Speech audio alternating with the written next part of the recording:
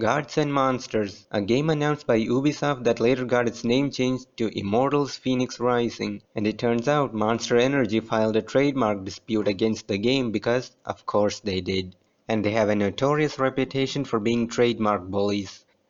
The dispute filings were found by TechRaptor, opposer refers to Monster Energy, applicant refers to Ubisoft.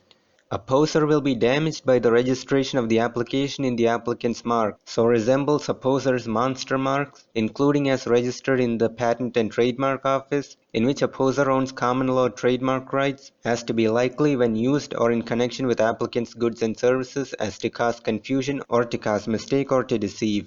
Basically, Monster Energy filed a trademark dispute against it because it included the word monster, which according to them might cause confusion with their Monster Energy drinks. Yes, because people will go to Amazon or Walmart to buy Gods and Monsters the video game thinking it's Monster Energy drink. Ubisoft opposed this by and large denying every allegation Monster Energy made, aside from where due to likely legal grounds stating they had insufficient knowledge to admit or deny. In one part of its opposition, Monster Energy claimed that its marks were famous, to which Ubisoft said, Ubisoft denies opposers' alleged marks are famous in their filings. Perhaps more pertinently, Ubisoft points out that there are many trademarks containing the word monster in a variety of categories both internationally and federally.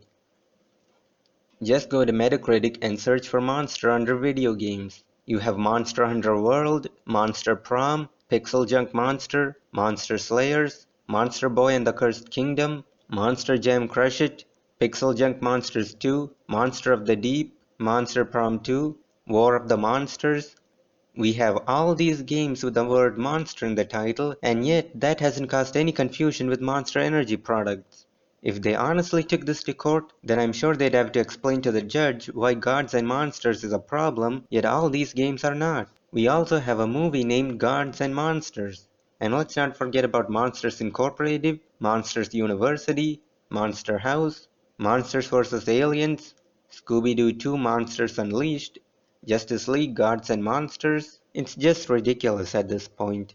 According to the Hoglaw YouTube channel, Ubisoft didn't fight it out in court because these fights are expensive, and added that Ubisoft wasn't guaranteed to win, so changing the game title was a far cheaper option for them, and since the game's release date is close, it made little sense to fight it out. While the developer said the name change for the game was purely a creative decision, I find it hard to believe the trademark dispute had no influence over it, though Gods and Monsters is a far better title than Immortals Fenyx Rising. Like I said previously, the Monster Beverage Corporation has a reputation for being a trademark bully, and here's a small list. Thunder Beast. A small root beer company based in DC received a cease and desist letter from the Monster Beverage Corporation over the use of the word beast in their company name. They quickly turned tail and ran when the owner of Thunder Beast got a lawyer and fought back. Dan Smith, the owner of Thirsty Beasts, a health drinks company in the UK, faced a similar situation from the Monster Beverage Corporation over his slogan, Rehab the Beast. He spent 2 years fighting the battle and won, but the legal fees crippled his business. Li Chi, I'm sure I'm mispronouncing that, owner and overseer of a niche online aquarium forum called Monster Fish Keepers, filed for a trademark so he could sell some merchandise, and the Monster Beverage Corporation filed a dispute. The website owner got the help of some law students and they won against the large corporation. Tencent, the Chinese holding corporation, registered the trademark Monster Castle, a tower defense game in Singapore. They were targeted by, you guessed it, the Monster Beverage Corporation, and lost again. Monster Pizza. A pizzeria in the UK got a letter from you-know-who over you-know-what, and the pizzeria won the fight.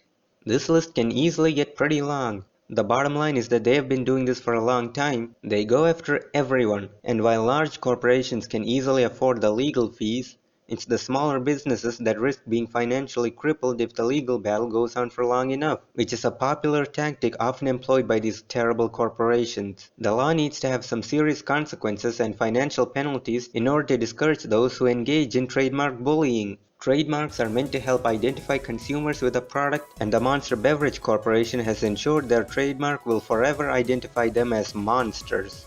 That's my 2 cents on this matter, and thank you for watching.